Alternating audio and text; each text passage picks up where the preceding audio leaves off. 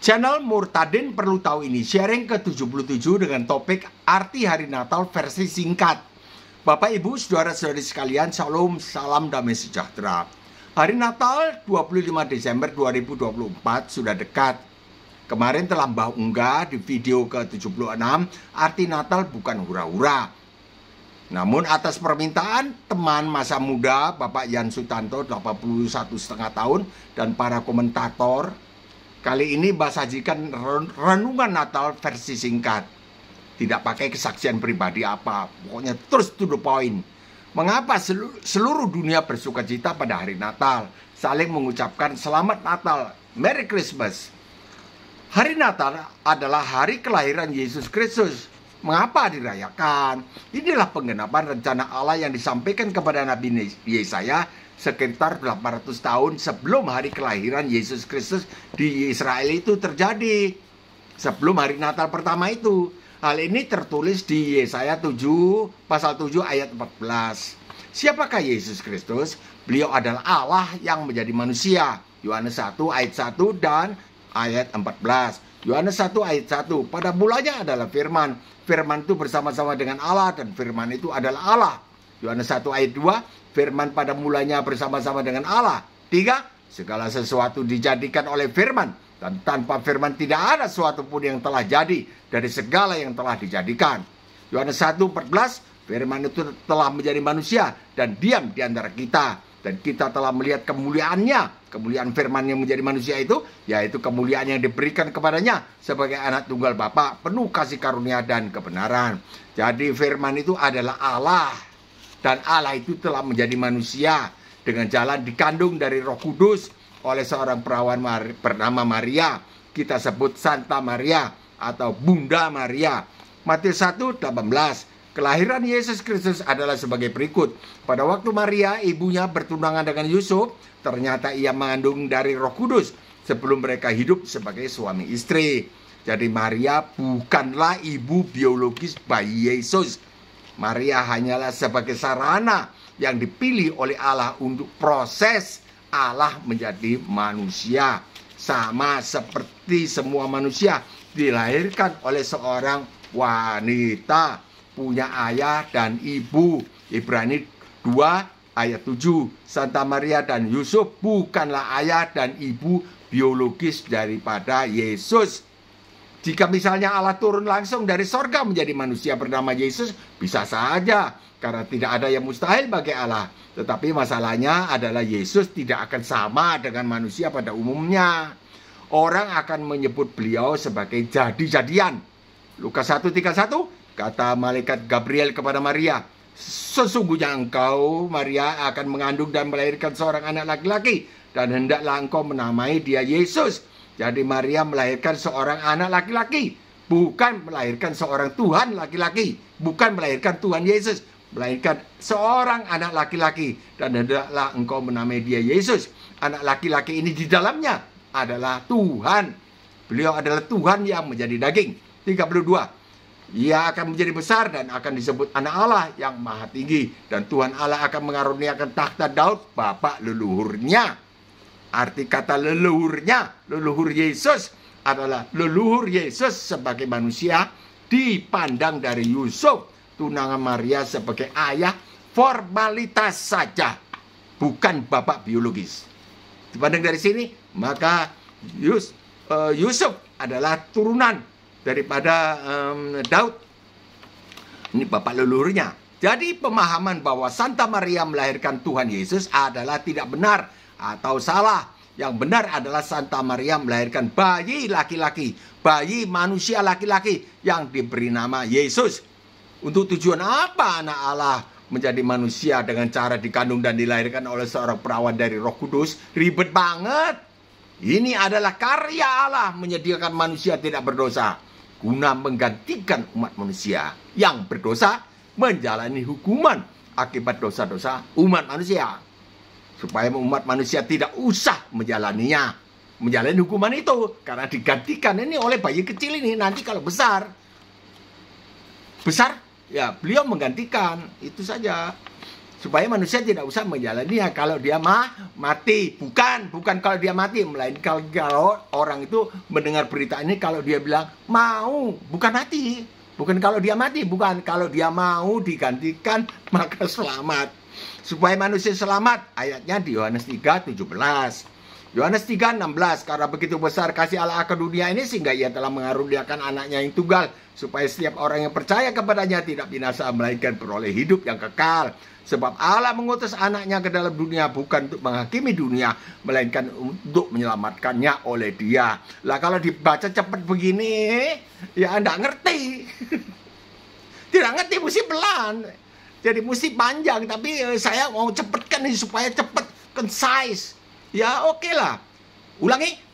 Dengan pengertian, karena begitu besar kasih Allah akan umat manusia ini, sehingga ia telah mengaruniakan aku, anaknya yang tunggal, dikaruniakan, dikandung dan dilahirkan oleh Ibu Maria, Santa Maria, supaya setiap orang yang percaya kepadaku tidak binasa, melainkan beroleh hidup yang kekal. Mengapa percaya kepadaku tidak binasa, melainkan beroleh hidup yang kekal? 17. Sebab Allah mengutus aku ke dalam dunia, bukan untuk menghakimi dunia, walaupun aku ini adalah hakim umat manusia, melainkan untuk menyelamatkan dunia, menyelamatkan umat manusia oleh aku. Yohanes 5:22, Bapa tidak menghakimi siapapun, melainkan telah menyerahkan penghakiman itu seluruhnya kepadaku. Yohanes 5:22, Yesus Kristus adalah sang hakim. Yohanes 5:22, namun Allah mengutus aku ke dalam dunia ini, dikandung dan dilahirkan oleh Santa Maria. Ini hari Natal. Sang hakim itu, walaupun aku adalah sang hakim itu, melainkan bukan untuk menghakimi dunia. Walaupun aku adalah sang hakim itu, melainkan untuk menyelamatkan umat manusia oleh aku. Aku diutus ke dalam dunia, dikandung dan dilahirkan oleh Santa Maria, bukan untuk menghakimi dunia, melainkan untuk menyelamatkan dunia, menyelamatkan umat manusia kalau dia mau, bukan mati. Umat manusia oleh aku yang tidak berdosa. Yesus tidak berdosa karena beliau bukan terjadi dari benih laki-laki perempuan, bukan turunannya Adam. Beliau adalah Allah yang tidak berawal dan tidak berakhir. Sebab sebelum Abraham jadi, sebelum nenek moyangnya jadi, Abraham itu 2000 tahun sebelumnya sudah ada. Aku ada, bukan sudah ada. Kalau sudah ada adalah starting point-nya. Tidak ada. Beliau adalah ada. Ada artinya tidak berawal dan tidak akan berakhir. Beliau adalah yang awal dan yang akhir. Sang hakim menggantikan umat manusia menjalani hukuman mereka. Ulangi. Aku diutus ke dalam dunia, dikandung dan dilahirkan oleh Santa Maria, bukan untuk menghakimi dunia, melainkan untuk menyelamatkan umat manusia oleh aku yang tidak berdosa dengan jalan aku, sang hakim, menggantikan umat manusia menjalani hukuman kamu sekalian. Itulah wujud kasih Allah kepada umat manusia. Masa iya kalian tidak mau menerima kasih Allah itu melalui aku? Masa iya kalian tidak mau menerima kasih Allah? Inilah wujud kasih Allah. Bukan kasih yang kosong, kasih tapi tidak ada wujudnya. Ini wujudnya. Aku disuruh mati di atas kayu salib, menggantikan kalian semua umat manusia. Lukas 2:10, lalu kata malaikat itu kepada para gembala di padang, jangan takut, sebab sesungguhnya aku memberitahu kepadamu kesukaan besar untuk seluruh bangsa. Ini sabda malaikat Gabriel kepada para gembala di padang.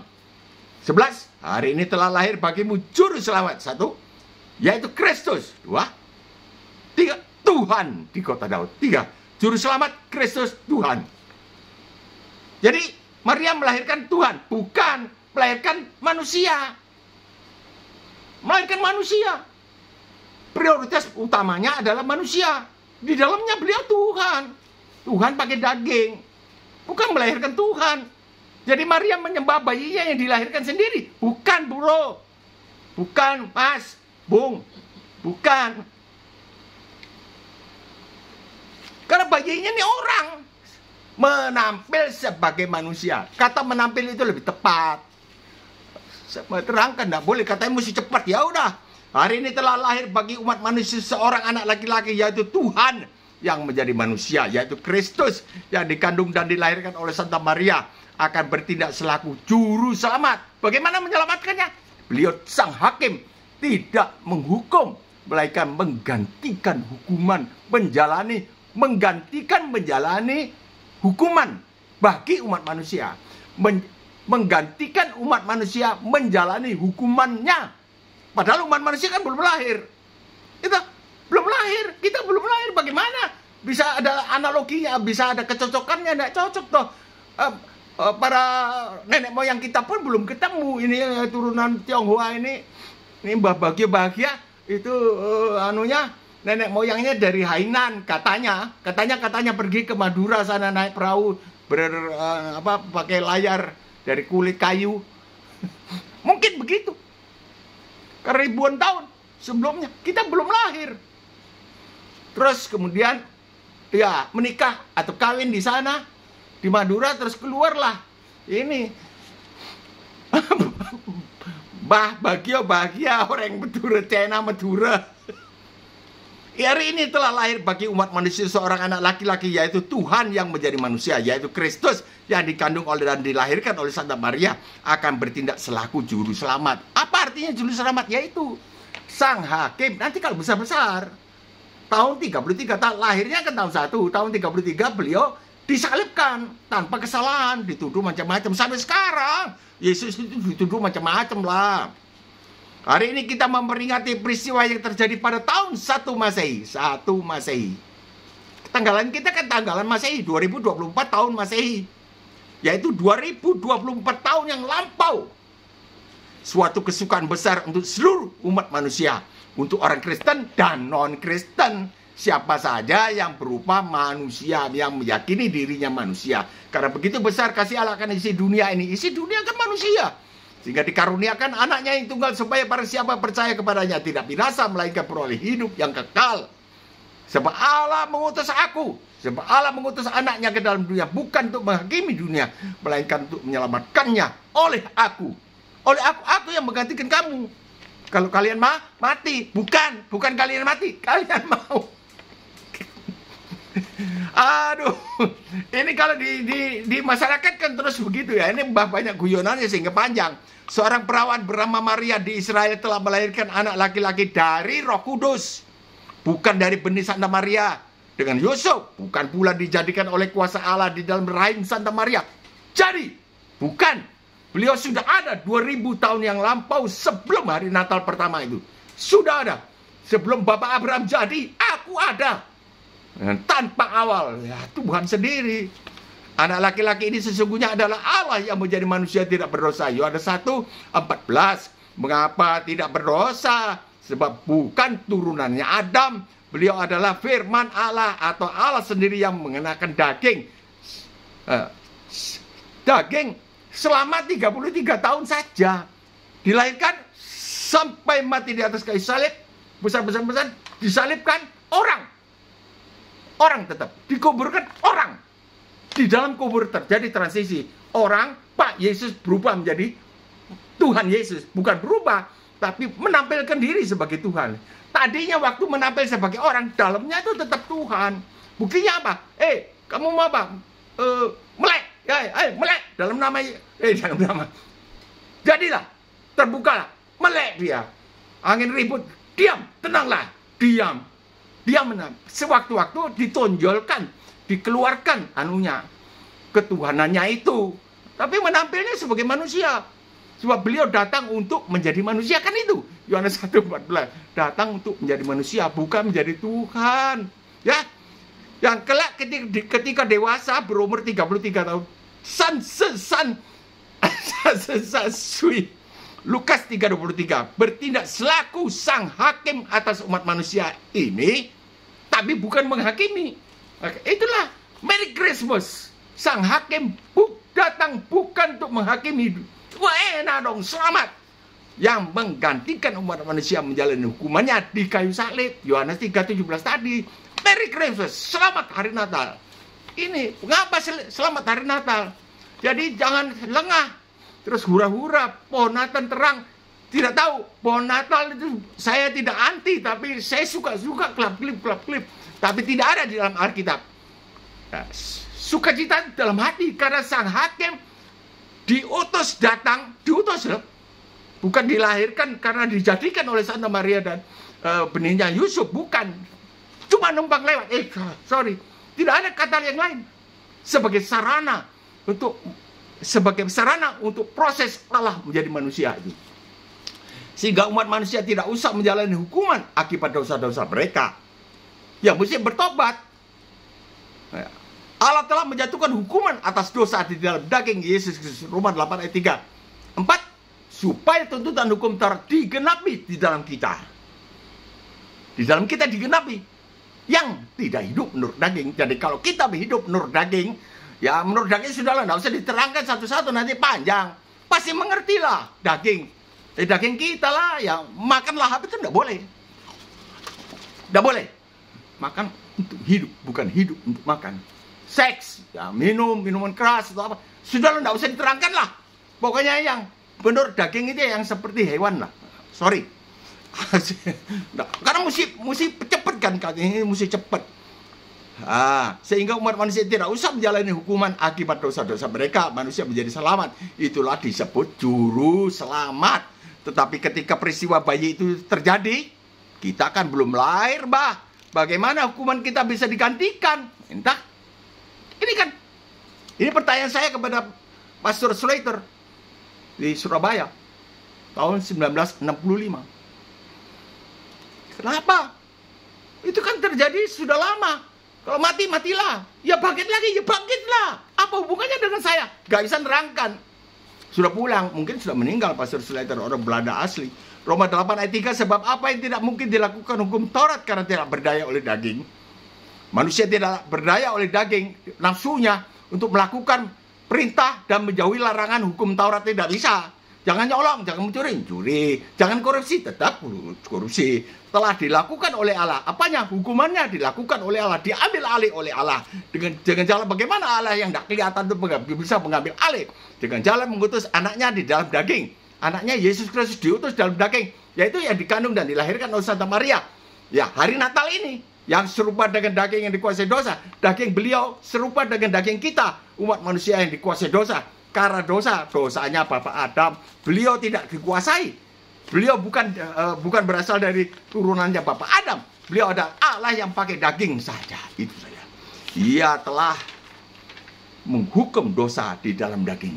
Allah menghukum dosa di dalam daging. Supaya tuntutan hukum Taurat digenapi di dalam kita yang tidak hidup menurut daging. Apa arti digenapi? Hukum Taurat yang ada, nuntut, tidak bisa dipakai sebagai bahan dasar oleh sang hakim. Siapa sang hakim? Yesus Kristus sendiri.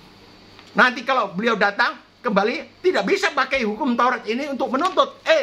Kamu ini bahagia masuk neraka. Kamu sudah berbuat ini. Itu bersama-sama teman-temanmu yang minta ini khotbah ini dipendekkan. Kamu sudah berbuat macam-macam toh. Waktu di Surabaya, ke Tretes, kemana. Loh, Pak Hakim, bukan Pak Hakim yang mati di atas kayu salib itu dulu? Iya, saya. Nah ya itu kan saya sudah mau digantikan. Berarti Pak Hakim tidak berhak loh. Oh ya betul. Saya cuma ngetes saja kamu. Masuk surga. Itulah ilustrasinya. Yohanes 19:30. Sesudah Yesus minum anggur asam itu berkatalah ia, sudah selesai. Atau sudah genap. Tahun 1952, Alkitab 1952, Alkitab LAI 1952 ditulis sudah genap. Alkitab tahun 1974, LAI 1974 ditulis sudah selesai. Sama saja artinya. Tidak ada persoalan. Sudah genap tadi. Supaya tuntutan hukum Taurat digenapi dalam kita. Yang sudah selesai ku genapi. Tuntutan hukum Taurat sudah selesai ku genapi. Wes tak lakoni. Bagaimana kita dah bilang Merry Christmas, sukacita dalam hati. Terus keluar terus masuk dalam penyembahan. Kita bukan orang berdosa. Apakah Anda orang berdosa? Bukan jawabnya. Karena sudah mau digantikan. Bukan sudah mati. Bukan. Sudah mau digantikan oleh Yesus Kristus. Itu yang dulu bayi itu. Ketika besar-besar kan disalibkan. Mati di atas kayu salib berteriak. Sudah selesai. Atau sudah genap. Sudah ku tanggung. Sudah ku genapi hukumannya. Hukum Taurat itu. Tidak bisa dipakai lagi. Hukum Taurat tidak berlaku menuntut aku. Aku bukan orang berdosa. Lukas 16 ayat 16, hukum Taurat berlaku sampai dengan zamanku disalib. Setelah itu tidak berlaku lagi. Lukas 16:17 mengatakan satu titik hukum Taurat pun tidak akan dibatalkan selama masih ada langit dan bumi. Lalu bagaimana kontradiksi? Tidak. Setelah Yesus Kristus mati disalib, hukum Taurat lama tidak berlaku. Yang berlaku adalah hukum Taurat versi baru. Yaitu versi baru yang tertulis di Matius 5, 21 sampai 48. Ini tidak boleh dibahas lah panjang-panjang, nanti dimarahi. Jadi beliau berteriak, sudah genap. Artinya tuntutan hukum Taurat sudah digenapi di dalam kita. Itu ayat 4. Allah menghukum dosa di dalam daging, Roma 8 ayat 3. Supaya tuntutan hukum Taurat digenapi di dalam kita. Tulisannya Rasul Paulus. Pada saat beliau berkata sudah selesai atau sudah genap, tuntutan hukum Taurat sudah selesai digenapi oleh beliau. Di mana saat itu kita belum lahir, hukuman kita sudah dijalani oleh Sang Hakim Yesus Kristus. Sudah selesai digenapi. Kita cukup mengaku dari dalam hati keluar ke mulut kita, aku mau digantikan oleh Yesus Kristus yang menjalani hukumanku. Aku mau digantikan oleh Yesus Kristus yang menjalani hukumanku. Bukan diampuni. Kalau mengampuni, maka yang mengampuni itu tidak kudus. Maka itu Pak Yesus atau Tuhan Yesus ini mengatakan di Matius 5:17, jangan kamu menyangka bahwa aku datang untuk meniadakan hukum Taurat. Meniadakan hukum Taurat, aku ngampuni kamu. Bahkan kamu itu, baca ulanglah. Barangkali salah, Mbak, tolonglah di telepon 085298981948. Ketentuan bahwa semua manusia memperoleh pengampunan setelah eksekusi hukuman mereka dijalani oleh beliau. Ulangi, semua manusia memperoleh pengampunan setelah. Jadi tidak langsung, saya mencuri tadi. Ya, di gudang itu yang tempat saya bekerja, saya mencuri. Saya sudah tulis surat kepada bosku, saya mencuri begini. Dibalas oleh wakil bos. Yang sudah, itu kalau dilemparkan ke Polda, anakku bilang, Bapak didatangi polisi, ditangkap. Walaupun itu sudah terjadi lama, sebab ada pengakuan sah. Saya telah mencuri begini, saya berkongsi dengan itu, yang sudah meninggal temanku. Itu Karunia Hidayat juga tahu itu.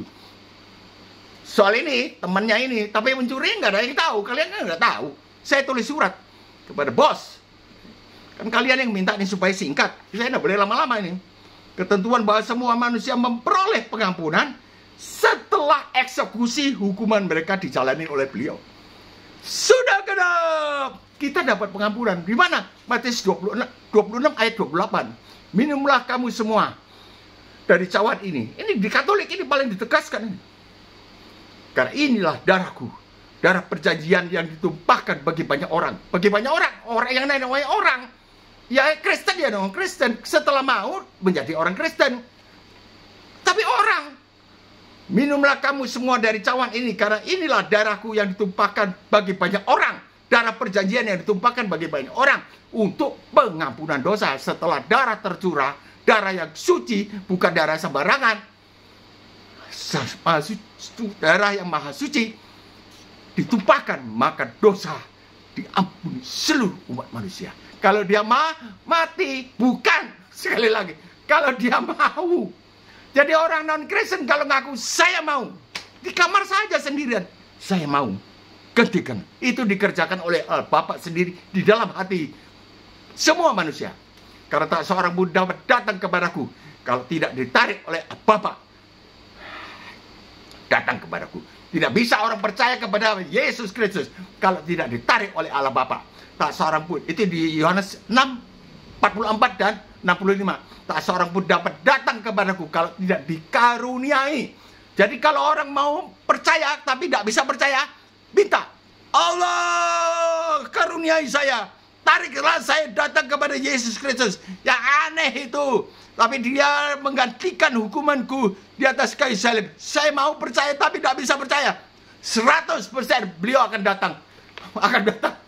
Anda berubah. Oh iya, bisa percaya. Saya bukan anaknya orang Kristen ya. Teman-teman itu yang mendengarkan ini juga tahu. bahwa saya bukan anaknya orang Kristen. Di rumahku ada 4 tombak. Ini mulai bersaksi lagi. 4 tombak, yang tombak kedua keluar asapnya pada hari malam Jumat. Nah, itu saja. Ketentuan bahwa semua manusia memperoleh pengampunan setelah eksekusi mereka dijalani oleh Yesus Kristus. Ini berlaku selama masih ada langit dan bumi.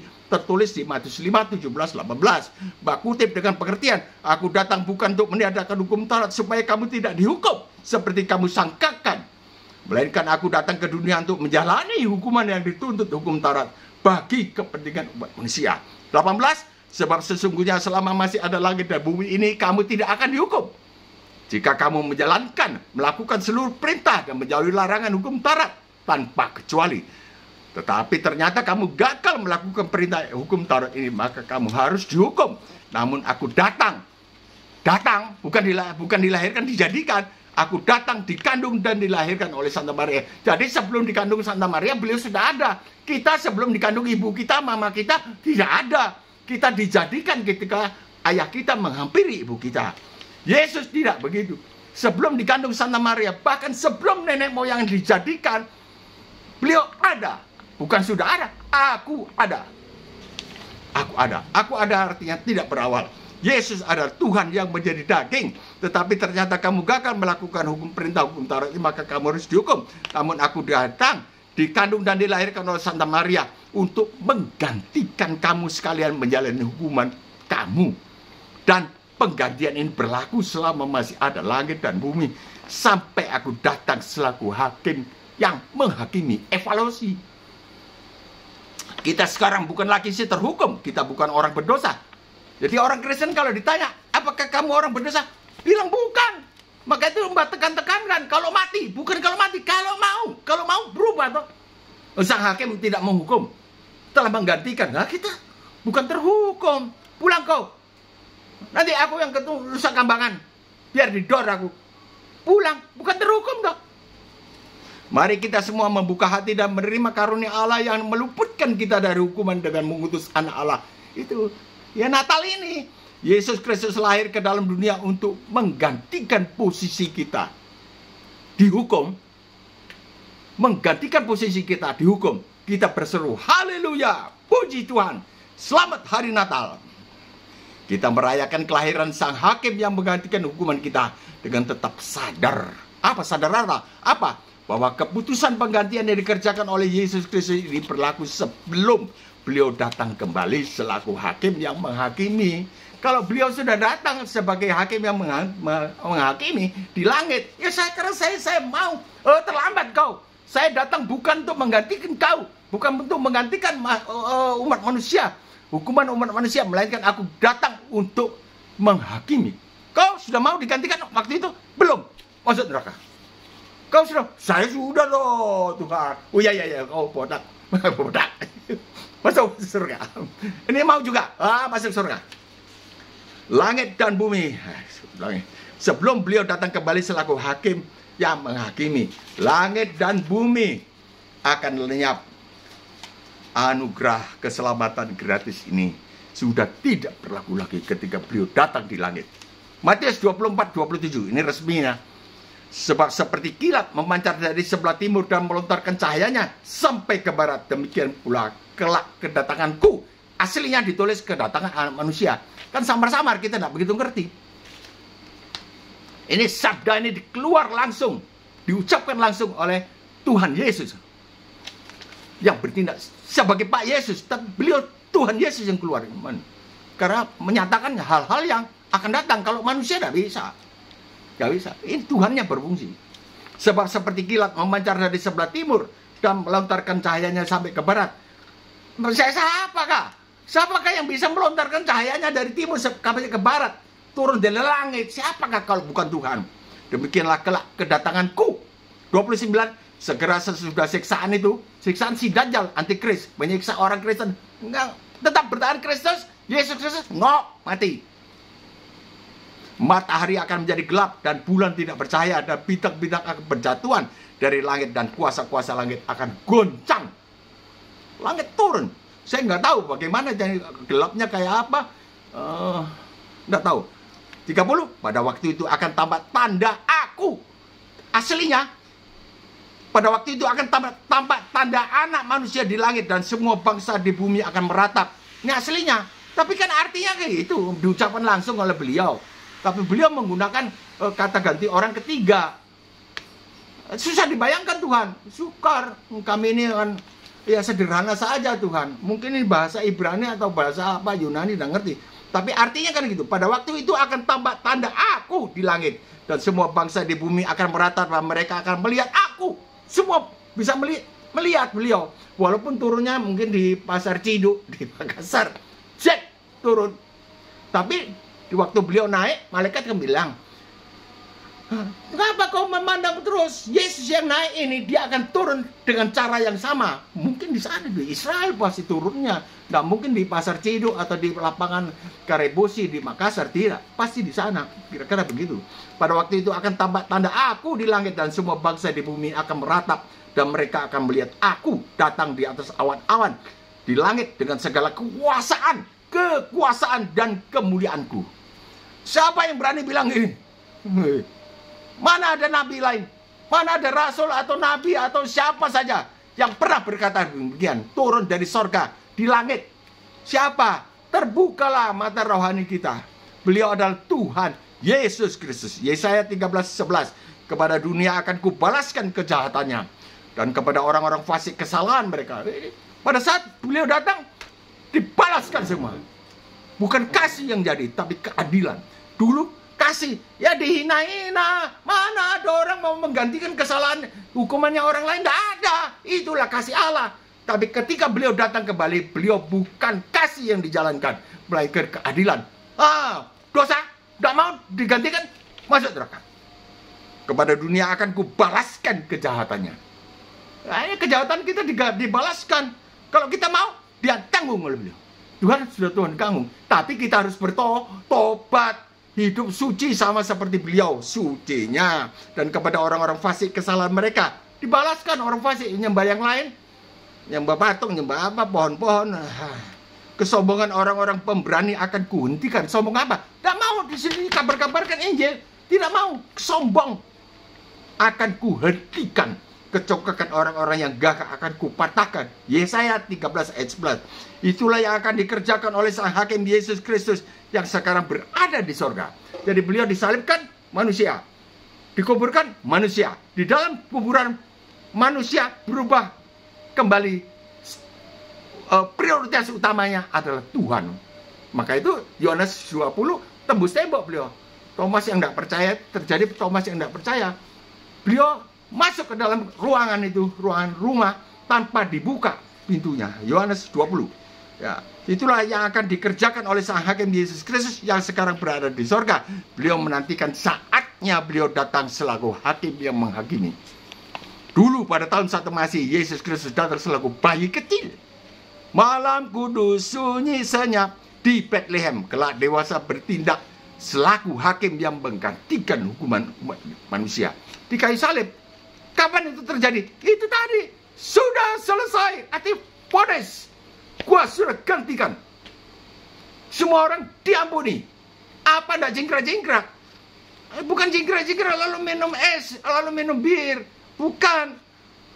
Karena digantikan. Sukacita dalam hati. Saya nggak ngerti. Ya, tolonglah sampaikan kepada teman-teman demikian. Kelak dewasa bertindak selaku hakim yang menggantikan hukuman umat manusia. Kelak beliau datang kembali selaku hakim yang menghakimi umat manusia. Kita merayakan Natal bukan dengan hura-hura, melainkan tetap berwaspada akan kedatangan beliau kembali. Mungkin nanti malam selaku hakim yang menghakimi. Sampai sekian dulu, kiranya turunlah segala berkat rohani dan jasmani. Berkat Natal terbuka, tercurahlah kepada seluruh umat manusia di seluruh dunia ini ya Tuhan. Terus khususnya yang mendengar video pendek ini sudah ku padat-padatkan Tuhan. Tapi tidak bisa padat, sudah ku cepet-cepetkan omonganku Tuhan. Ya inilah berita Tuhan sendiri yang meyakinkan mereka. Tuhan memberkati, ya selamat dalam merayakan Natal di mana-mana mau keluar kota. Selamat di darat, di udara, di darat, di laut. Berpapasan dengan mobil, dengan gunung, dengan apa saja. Selamat melambung mobil yang lain, menyalip mobil. Selamat Tuhan hindarkan dari segala malapetaka. Karena hanya di dalam nama Yesus Kristus, nama yang diberikan kepada manusia, yang di dalamnya manusia beroleh selamat di bumi ini sampai di surga kekal selama-lamanya. Cukupi kebutuhan ekonomi semua, ya Tuhan, pada mereka. Dalam nama Tuhan Yesus. Amin. Jika berkenan, tekanlah subscribe berlangganan. Jikalau suka, tekanlah like, jempol ke atas. Bikinlah komentar, bagikanlah video ini kepada teman-teman. Komentar yang dahsyat, koreksi Mbak, atau apresiasi Mbak. Sampai di sini dulu. Insya Allah kita bisa jumpa lagi besok atau lusa. Shalom.